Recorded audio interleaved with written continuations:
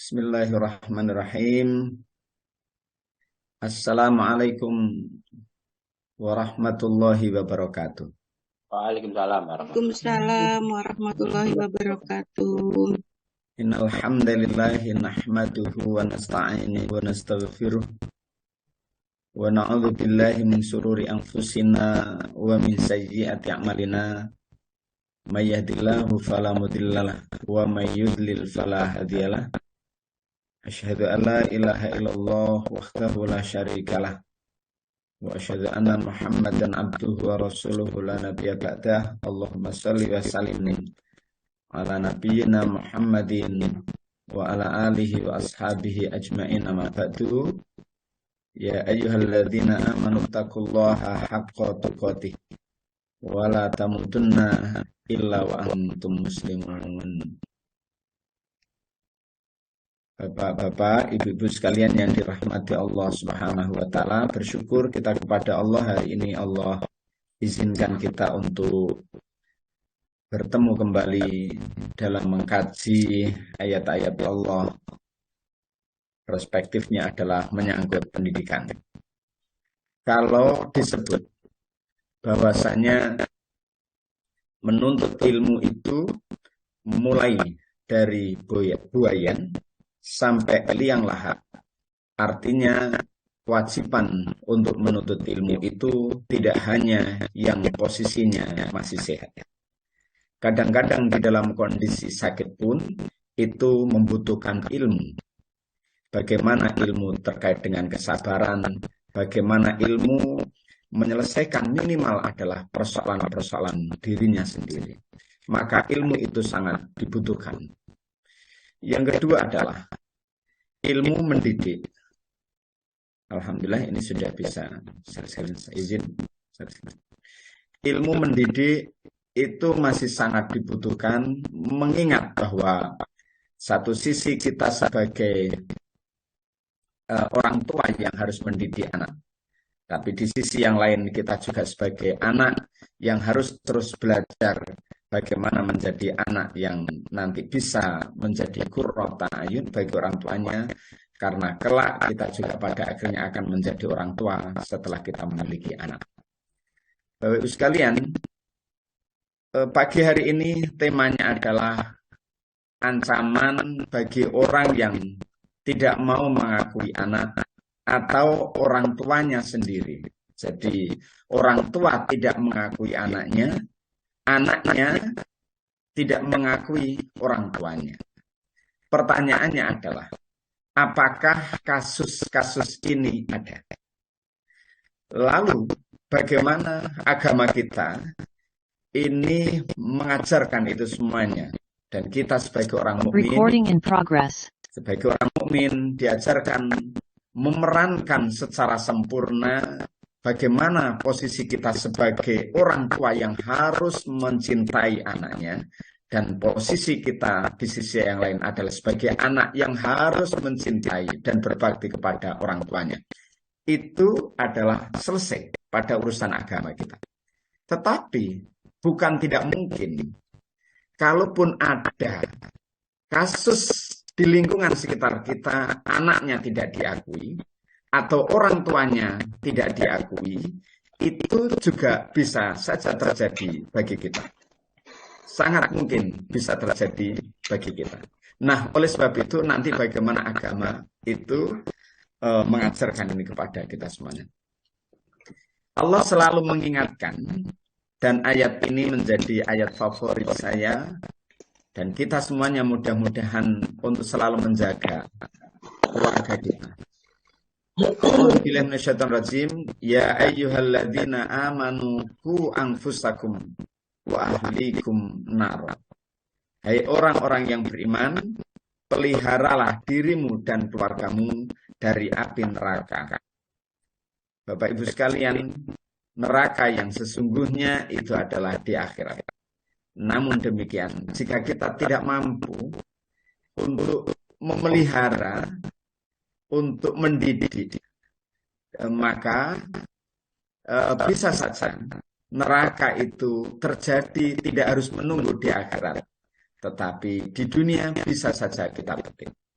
betapa banyak orang yang kemudian anaknya tidak mau mengakuinya, padahal dia lahir dari seorang ibu yang sangat bisa dipastikan begitu menyakitkan. Nah, oleh sebab itu, menjaga keluarga, tetapi berawal dari menjaga diri kita, itu akan cukup membantu bagaimana menjaga keluarga kita ini tetap tercipta surga. Artinya di akhirat nanti memperoleh surga, kemudian di dunia memperoleh kebahagiaan. Mereview sedikit. Pada pertemuan ke-24, pahala memberikan nafkah kepada istri dan anak-anak. Nah, keberkahan nafkah itu. Yang pertama adalah suami mencari nafkah niat ikhlas karena Allah. Apakah ada seorang suami yang mencari nafkah tidak diniatkan karena Allah, atau tidak ada niat sama sekali, hanya sekedar bekerja begitu saja, maka alangkah ruginya. Sementara nafkah yang dicari dengan ikhlas dan hanya mengharap ridha Allah, dampaknya kepada orang yang memakan dari nafkah itu akan berbeda dibanding dengan orang yang hanya sekedar mencari nafkah, tidak ikhlas, bahkan kemudian niatnya bukan karena Allah. Yang kedua, hanya mencari nafkah yang halal saja, memastikan yang masuk ke rumah kita dari rizki itu, yang masuk ke perut istri kita, yang masuk ke perut dan kemudian menjadi darah daging kepada anak-anak kita, itu harus dipastikan hanya yang halal saja. Selain nafkah halal juga harus baik. Nafkah yang diusahakan oleh suami dengan niat karena Allah, halal dan baik, akan dipenuhi dengan keberkahan. Keberkahan itu bermakna bertambahnya kebaikan. Anak akan lancar hidupnya dengan rizki yang halal dan baik yang diberikan oleh orang tuanya. Tubuh kita menjadi tumbuh yang penuh dengan keberkahan, begitu pula rumah kita. Kemudian yang keempat, menggunakan nafkah juga dengan yang baik. Dalam agama kita tidak sekedar dari mana diperoleh, namun untuk apa dibelanjakan, sebab hal itu akan mempengaruhi keberkahan dari nafkah yang diterima. Ini manfaat jika nafkah halal sebagai kewajiban kita yang memberikan nafkah kepada keluarga. Ini akan mewariskan amal soleh. Sebaik-baik harta yang halal adalah harta halal yang dimiliki oleh orang soleh. Kemudian menjadi penyebab dari diterimanya amalan. Hai Rasul-Rasul, makanlah dari makanan yang baik-baik dan kerjakanlah amal soleh. Sesungguhnya aku maha mengetahui apa yang kamu kerjakan. Berikutnya adalah mencegah dan penawar berbagai penyakit. Itu adalah manfaat dari nafkah yang halal. Nah, kemudian kita itu mereview sedikit saja, mengingatkan kita. Sekarang kita masuk pada tema ancaman bagi orang yang tidak mau mengakui anak atau orang tuanya sendiri. Nah, apakah ada memang Bapak sekalian? Usai pengajian, saya didatangi oleh seorang perempuan di Surabaya. Dia mengeluhkan, kemudian termasuk yang disebut sebagai membenci ibunya. Ibunya dibenci setelah menikah yang kedua. Jadi ceritanya ini adalah ibunya ini bercerai, kemudian setelah bercerai, itu kemudian meminta izin kepada Mbak Fulanah ini. Semula itu diizinkan. Tapi kemudian setelah menikah, ternyata ada perbedaan sikap. Mulai ada kebencian-kebencian terhadap ibunya ini. Mulai tidak suka, bahkan suaminya ini, suami sambungnya ini, berarti ayah sambungnya ini, itu diberikan kata-kata yang kotor dan tidak menyenangkan, yang seharusnya tidak dialamatkan kepada orang tuanya. Ini bisa saja terjadi. Kalau yang beberapa waktu yang lalu terjadi kepada Mbak Fulana, saya sebut begitu supaya menjadi nama samaran, tapi asalnya adalah Surabaya. Akhirnya ibunya ini juga dibencinya, tidak sekedar dibenci, kalau bisa meninggalkan rumah itu. Sesuatu yang semula itu menyetujuinya, bahkan Mbak Fulanah ini setelah dikonfirmasi adalah begitu anak yang sangat dicintai oleh orang tuanya, tetapi bisa berbalik arah menyebabkan Mbak Fulanah ini membenci orang tuanya. Saya katakan setelah saya bertemu dengan ibunya, bisa jadi sebelum menikah, kasih sayang ibu itu begitu besar kepada Mbak Fulanah ini, menyebabkan ketika setelah menikah ada ketidakterimaan dari seorang anak ini kepada ibunya, sementara rasa cintanya ini berpindah atau berkurang dari yang sebelumnya. Saya lalu kemudian menyampaikan, coba buat utuh kembali rasa cinta dari seorang ibu kepada anaknya. Dan yakinkan bahwa cintanya sekarang tidak hanya sekedar dari seorang ibu yang semula sebelum menikah begitu mencintainya, tetapi dengan kehadiran seorang bapak yang baru, ini kemudian akan bertambah lebih banyak lagi rasa cintanya. Nah, nanti minta janjian untuk ketemu saya beberapa hari ke depan, insya Allah, dan mudah-mudahan nanti ada solusi. Kemudian anak yang begitu dibanggakannya itu kemudian nanti bisa kembali lagi, seorang anak bisa menerima keberadaan orang tuanya, demikian juga seorang ibu yang begitu menyayanginya itu juga kemudian bisa menerima dan memaafkan anaknya. Lain halnya yang terjadi di Bojonegoro, saya menyebutnya sebagai nama samaran juga, mohon maaf saya izin tidak menyebutkan nama aslinya, Fulania, tapi ini kasus real.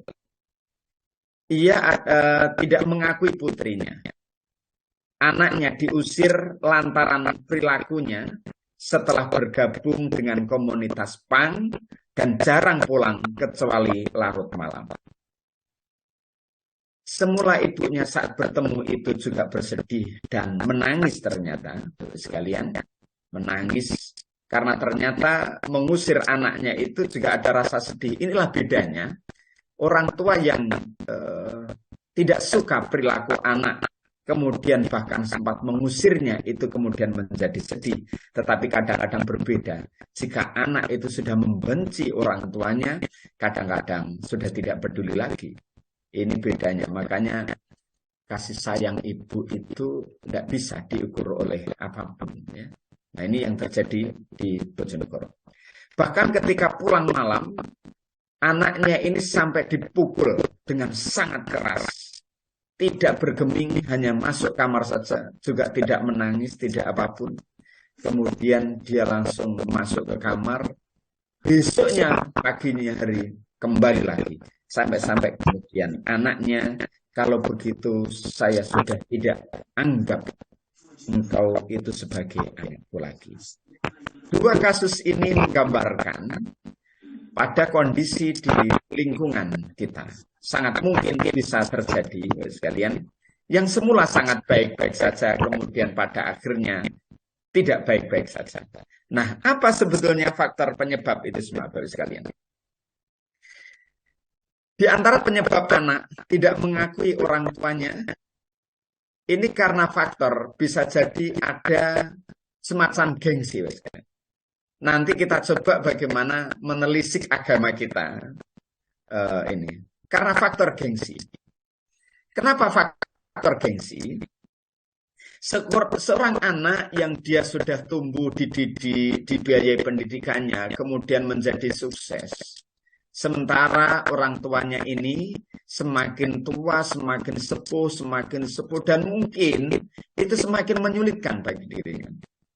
Semakin menyulitkan bagi dirinya. Mungkin juga orang tua itu, sekalian, kalau sudah sepuh, itu kan mohon maaf mulai rewel. Saya juga nanti bagaimana gitu ya, kalau Allah izinkan sampai usia tertentu begitu, apakah kemudian juga akan mengalami hal yang sama? Kemarin saya mengisi kajian di Al-Maghfirah ya, Bu Wati ya, yang kemarin Bu Wati atau siapa saya lupa ya, mohon maaf ya. Ya Ustadz, terus Ustadz. Alhamdulillah, terima kasih ya atas kesempatannya Bu. Saya sampaikan usia manusia itu terbatas pada jari-jarinya saja. Jadi masing-masing jari kita ini dari satu tangan itu kan jari kelingking ada 3 ruas. Kemudian jari manis juga demikian. Nah, nanti kita akan menghitung mulai dari jari kelingking. Dari jari kelingking ini dimulai dari ruas paling bawah. Kita mengalihkan usia manusia itu 5 tahun. 0 sampai 5 tahun pada ruas jari kelingking paling bawah. Nah, kemudian 5, 10, 15. 0 sampai 15 tahun itu adalah kira-kira gambaran jarinya ini paling kecil. Dan itu usia anak-anak jelang remaja. Kemudian kelebihannya biasanya mudah memaafkan. Detik ini bertengkar 5 menit kemudian sudah baikan kembali. Nah, ini berbeda dengan kita yang usianya sudah di atas rata-rata. Kemudian jari manis itu ada dari 15 ditambah lagi 5 usia 5, 10, 20, 25, 30. 30 tahun semakin tinggi. Kemudian ditambah lagi di jari tengah dari 30, 35, kemudian 40, 45. Ini puncak-puncaknya usia manusia. Matang-matangnya usia manusia. Dan Rasulullah dan para nabi itu rata-rata diangkat pada usia sekitar 40. Dan Rasulullah sendiri di usia 40. Itu artinya matang-matangnya usia manusia. Kemudian masuk jari telunjuk. Dari telunjuk itu dari 45, 50, 55, dan 60. Jari telunjuk. Pada usia di sini sudah semakin sepuh, penyakit-penyakit sudah mulai datang, secara fisik sudah tidak kuat lagi. Sudah mulai turun. Maka karena jari telunjuk, posisi fisik sudah tidak kuat, dia hanya bisa nunjuk-nunjuk saja. Tolong bantu saya. Nanti saya berubah. Tolong bantu saya. Itu jari telunjuk. Nah, yang perlu kemudian kita waspadai dan antisipasi adalah kemudian di ibu jari dari 60, 65, 70, 75 tahun itu bagi yang ruasnya mungkin 3 ya. Ini hanya gambaran saja. Ya. Nah, posisi struktur ibu jari atau jari jempol ini sama dengan garis ruas paling bawah jari kelingking. Artinya usia 5 tahun anak. Artinya semakin orang bertambah usianya, semakin memiliki perilaku seperti anak-anak. Ya, semakin bertambah. Maka betapa di saat anaknya ini sudah semakin besar dalam kesibukannya, dalam aktivitasnya yang sangat tinggi, mungkin juga penuh dengan problem di kantor, lalu menjumpai orang tuanya yang sudah renta, mungkin menurut persepsi mereka sudah tidak berguna lagi, apa yang ia lakukan adalah kadang-kadang dibuang, bukan dibuang dalam tanda kutip, ditempatkan di panti jompo. Panti jompo diserahkan begitu saja, sudah kadang-kadang juga tidak diurusi, tidak dijenguk dan lain sebagainya karena merasa menyulitkannya. Ini bisa saja menjadi faktor penyebab. Siapa yang nanti akan berdampak? Jangan-jangan adalah termasuk kita. Mudah-mudahan tidak. Mudah-mudahan tidak. Ya. Jadi itu bisa saja dialami. Nah, saat ini di lingkungan sekitar kita ini mengalami ada yang semacam itu. Kalau kita pernah ke Singapura, Bapak-Ibu sekalian, ke Singapura itu saat di imigrasi, itu kita menjumpai petugas-petugasnya, itu orang-orang yang jalannya sudah pelan. Dan kita melihat adalah sudah sepuh-sepuh itu.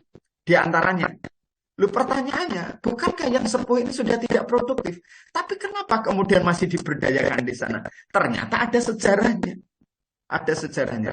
Dulu Lee Kuan Yew itu mengambil kebijakan orang yang sepuh dan masih bisa bekerja, masih diberdayakan. Karena faktor pernah terjadi. Seorang pengusaha sukses kemudian seorang pengusaha, nanti kita bisa membaca ya di dalam artikel-artikel itu, kisah Lee Kuan Yew itu, Perdana Menteri atau Presiden ya saat itu di apa namanya di Singapura itu. Nah, seorang pengusaha sangat sukses. Lalu kemudian setelah anaknya ini menikah, seluruh hartanya apartemen, kalau apartemen di sana itu semakin tinggi bertempat, semakin mahal. Ya. Dan di sana jarang sekali orang punya rumah, punya kendaraan juga karena memang budgetnya, informasinya adalah sangat mahal, begitu ya. Sehingga kalau memiliki apartemen, memiliki rumah itu dipastikan orang yang kaya. Nah kemudian orang pengusaha yang kaya ini dia alihkan seluruhnya, ia wariskan kepada anaknya ini. Setelah menikah itu harapannya adalah nanti semakin tua maka ia bisa bergabung kepada anaknya nanti. Nah entah apa yang terjadi setelah kemudian beralih ke anaknya semua, kemudian anaknya ini juga hidup bahagia, bapaknya ini yang seorang pengusaha ini yang semakin tua hanya tinggal sekamar di apartemen. Lalu entah apa yang terjadi percekcokan yang menyebabkan orang tuanya ini itu diusir dari apartemennya itu.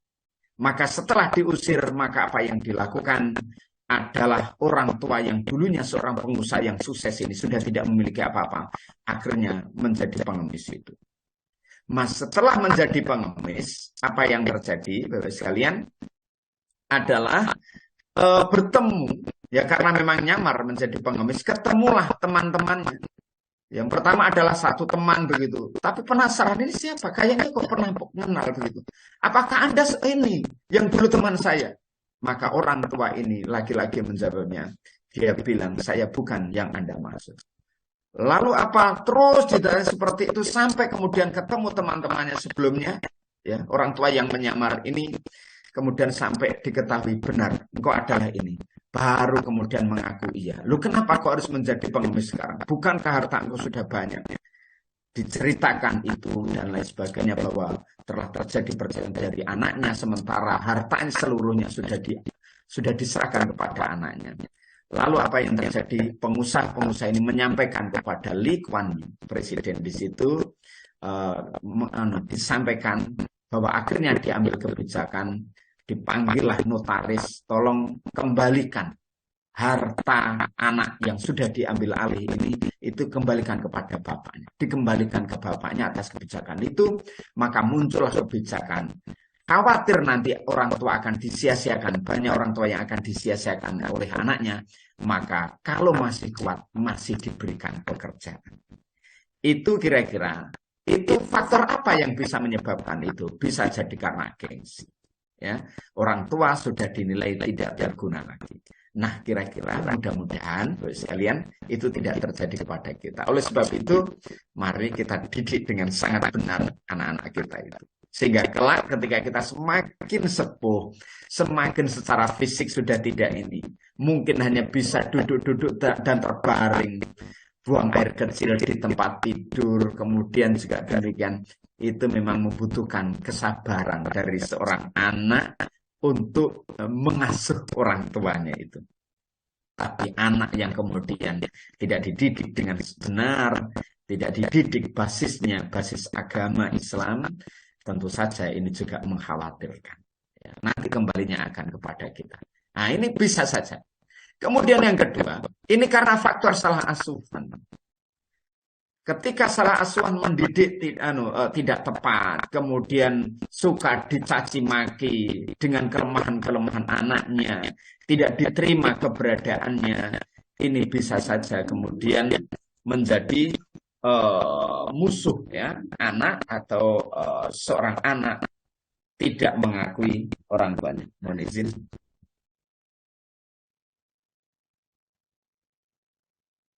Bapak Ibu sudah mulai dengar suara saya? Sudah Ustaz. Terima kasih. Dengar Ustaz. Alhamdulillah. Saya alihkan karena di sekolah sudah mulai ada bacaan Al-Quran untuk menyambut anak-anak.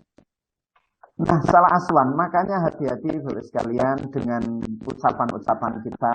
Kita terima kondisi anak kita dengan kekurangan, kelebihannya, apapun itu. Semua adalah karunia dari Allah.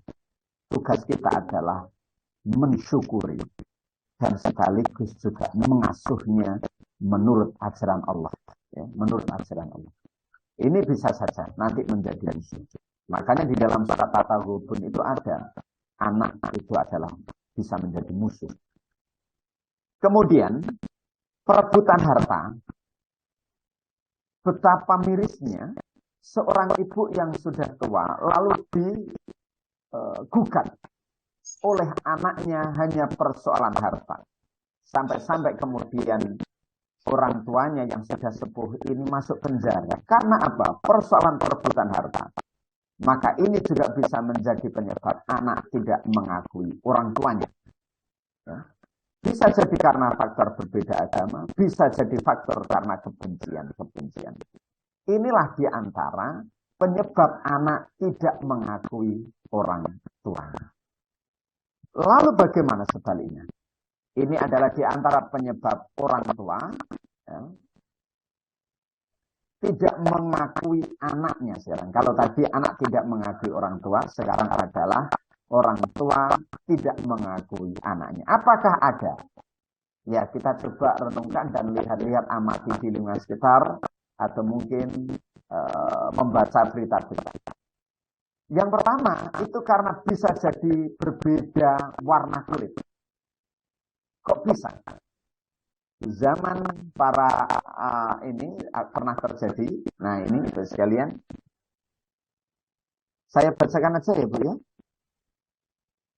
Telah menceritakan kepada kami Yahya bin Huza'ah, telah menceritakan kepada kami Malik dari Ibnu Abbas, dari Sa'id bin Al-Musayyab, dari Abu Hurairah, bahwa seorang laki-laki mendatangi Nabi Shallallahu Alaihi Wasallam dan berkata, wahai Rasulullah, istriku telah melahirkan anak yang berkulit hitam. Maunya itu tidak diterima. Ini kok aneh, kulit saya putih gitu ya. Kemudian kulit istri juga putih. Lalu tiba-tiba yang lahir itu hitam. Loh, jangan-jangan ini ada sumbangsih dari orang lain yang berkulit hitam. Sehingga kok anak lahir itu warnanya hitam.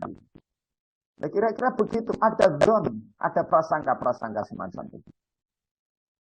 Nah, kemudian beliau bertanya, Rasulullah bertanya, apakah kamu memiliki beberapa ekor unta? Laki-laki itu menjawab, iya. Saya memiliki beberapa ekor unta. Beliau melanjutkan bertanya, lalu apa saja warna kulitnya? Maka seorang laki-laki ini menjawab, merah. Rasulullah bertanya lagi, apakah di antara unta itu selain yang merah, itu ada yang berkulit keabu-abuan?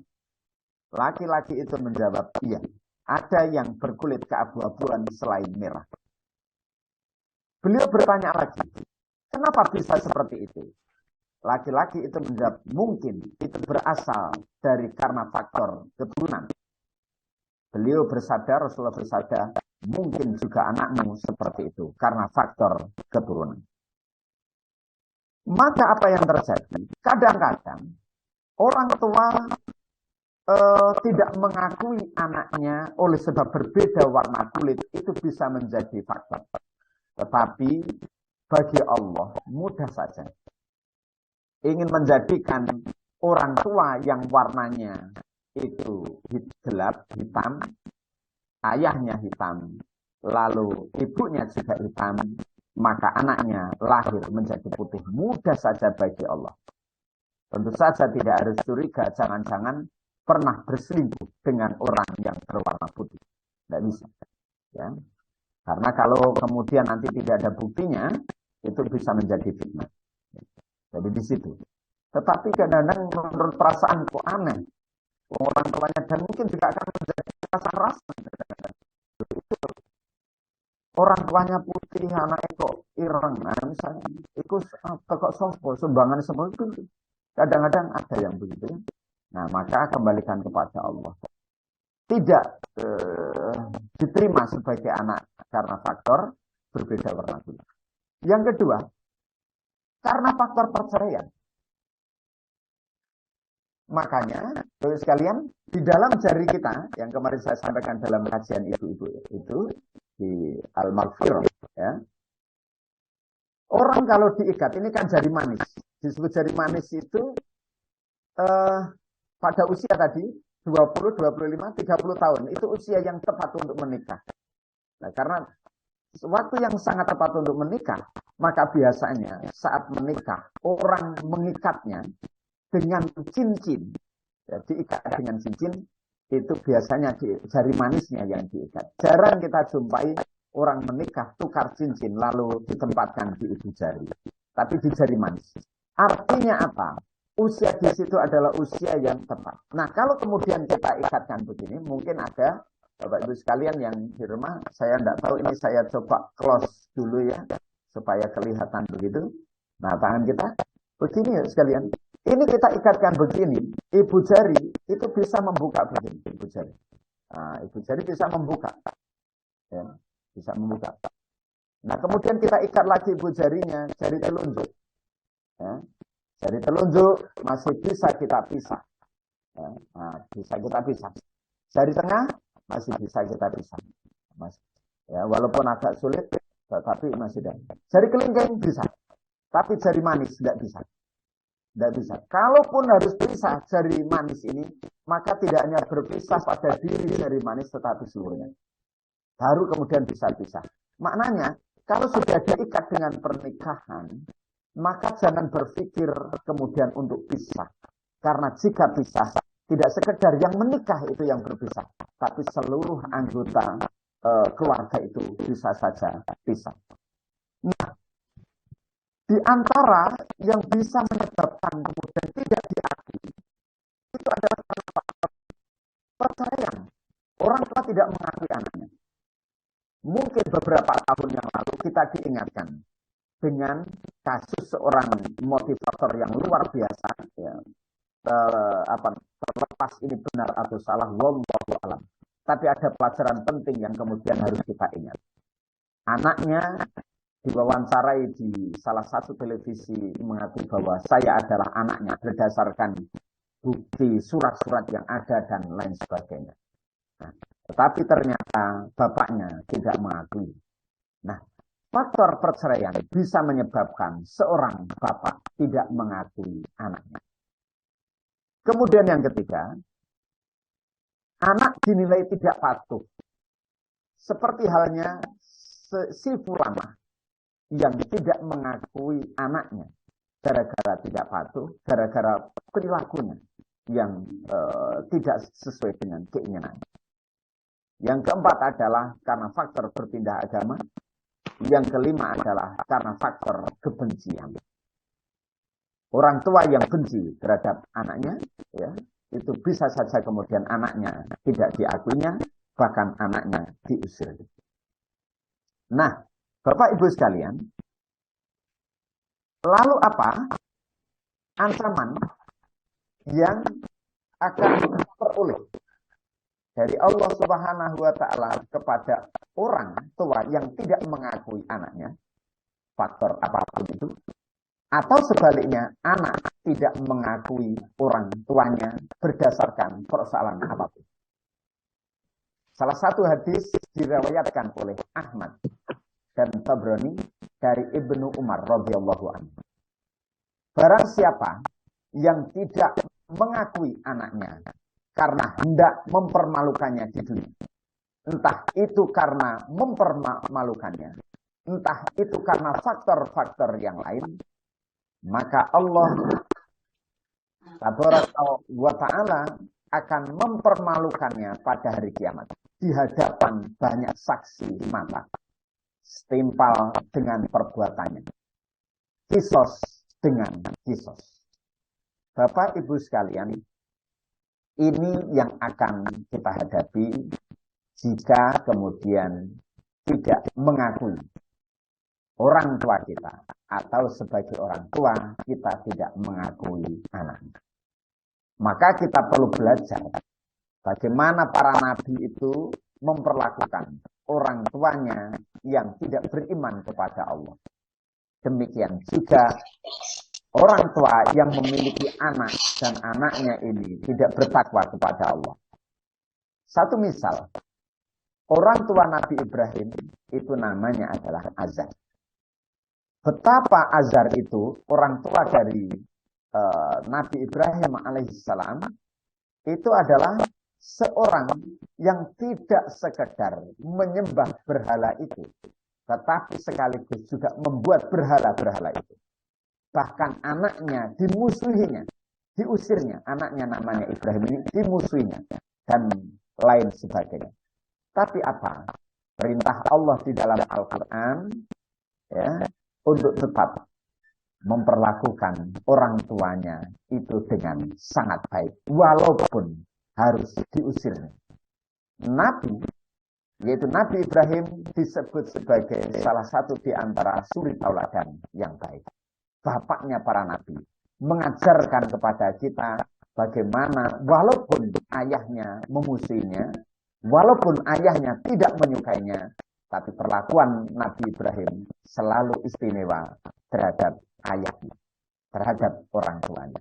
Ini tentu saja sebagai contoh ketika bahkan anak dimusuhi oleh orang tuanya, tidak disukai oleh orang tuanya, tetapi tidak membalasnya dengan tidak suka pula, tetapi dibalasnya dengan penghormatan dan kasih sayang. Maka jangan sampai Allah mempermalukan kita di hari kiamat gara-gara atau disebabkan oleh kita memperlakukan anak kita dengan cara tidak mengakui. Ingat, saat ini mungkin baik-baik saja, tetapi ketika terjadi sesuatu kepada kita sangat mungkin. Maka bersabar, kembalikan kepada Allah, mohon bimbingan kepada Allah supaya anak-anak kita ini dijadikan berbakti oleh Allah Subhanahu wa taala yang mendoakan kita kelak di saat kesendirian kita di alam kubur, dan senantiasa nanti kemudian menjadi saksi anak kita ini tentang kebaikan-kebaikan kita di hadapan Allah Subhanahu wa taala. Apakah mungkin itu bisa diperoleh? Tentu saja tidak mungkin jika anak kita ini kemudian tidak baik, anak kita ini tidak kita akui misalnya. Nah kemudian yang kedua, hadis yang lain diriwayatkan oleh Ahmad dan Tabrani dari Mu'ad bin Anas. Rasulullah SAW bersabda, sesungguhnya ada hamba-hamba Allah yang nanti pada hari kiamat tidak akan diajak bicara. Bayangkan kalau itu kita yang terjadi itu, kita tidak diajak bicara oleh Allah. Kita ingin sekali kemudian disapa oleh Allah di saat semua manusia hanya membutuhkan Allah. Tidak ada yang bisa membantu kecuali hanya kepada Allah. Tapi Allah membiarkan itu. Pembiaran ini, Bapak sekalian, saya pernah menulis tulisan itu, saya beri judul Muhsin Holik. Jadi gemar untuk berbuat baik di atas rata-rata orang. Ada orang yang kalau bumi ini, penduduk bumi ini adalah 7,8 miliar manusia. Ya. Paling banyak itu Cina sekitar 1,4 miliar. India itu sekitar 1,3 atau 1,2. Kemudian Amerika. Berikutnya adalah Indonesia 270 juta penduduknya. Selebihnya mungkin rata, tidak terlalu banyak. Kecuali 4 besar ini yang banyak. Dari 7,8 miliar, ini hanya sedikit yang dicintai oleh Allah. Tidak banyak ternyata. Nah, siapa yang dicintai oleh Allah? Lalu apakah memang diperlukan cinta Allah itu kepada kita? Atau kita jangan-jangan tidak memerlukan cintanya Allah? Kalaupun perlu cintanya Allah, apakah kemudian kita termasuk yang dicintai oleh Allah yang sedikit itu? Karena tidak banyak yang dicintai oleh Allah. Lah, apakah memang perlu kita cinta dari Allah? Kalau kita ingin merenungkan apakah kita perlu cintanya Allah, kita bisa membayangkan dalam rumah tangga kita ada seorang ayah, istrinya tidak mencintainya, anak-anaknya tidak mencintainya, seluruh anggota keluarga tidak mencintainya, maka gersang rumah itu. Mungkin akan kita tinggalkan rumah itu. Atau ada seorang ibu, ada suami di rumah itu, ada anak-anaknya, ada anggota keluarga di rumah itu, tetapi seorang ibu ini yang ayahnya, suaminya ini tidak mencintai. Yang kemudian anak-anaknya ini tidak menyapanya, tidak dibiarkan begitu saja. Maka betapa sedihnya. Itu antar manusia. Bagaimana dengan cintanya Allah Subhanahu wa taala yang jika tidak diberikan kepada kita, dunia ini milik Allah. Jadi ketika kita tidak dicintai oleh Allah, dibiarkan dengan urusan-urusan kita. Kalau kita dibiarkan oleh Allah, maka akan sulit hidup kita ini. Mau bergerak kemana? Allah tidak mau membantu kita, tidak mau bicara kepada kita. Lebih-lebih ketika di akhirat kelak, yang semua manusia ini membutuhkan sapaan dari Allah, membutuhkan cinta dari Allah Subhanahu wa taala. Sementara ada di antara hamba itu yang Allah tidak mau untuk berbicara dengannya. Tidak dibersihkan atau dari kesalahan mereka. Dan tidak pula dipandang olehnya. Tidak dipandang oleh Allah. Tidak disapa oleh Allah. Siapa mereka itu ya Rasulullah? Tanya seorang sahabat. Ialah anak yang tidak mau mengakui orang tuanya dan membenci keduanya. Dan orang tua yang tidak mau mengakui anaknya. Hadis riwayat Ahmad dan Tabrani dari Mu'ad bin Anas. Ini ada lagi.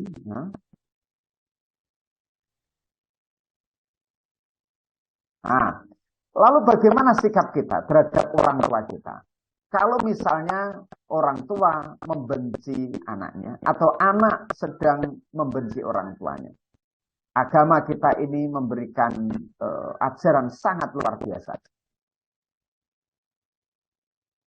Wa in jahadaka ala an tusyrika bi ma laysa laka bihi ilmun fala tuti'huma wa sahibuhuma fid dunya ma'rufa wattabi' sabila man anaba ilayya thumma ilayya marji'ukum fa unabbi'ukum bima kuntum ta'malun. Bisa dibantu terjemah, Bu?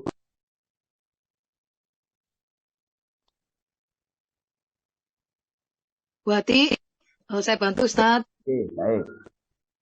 Siap, Ustaz. Siap. Monggo, Buati.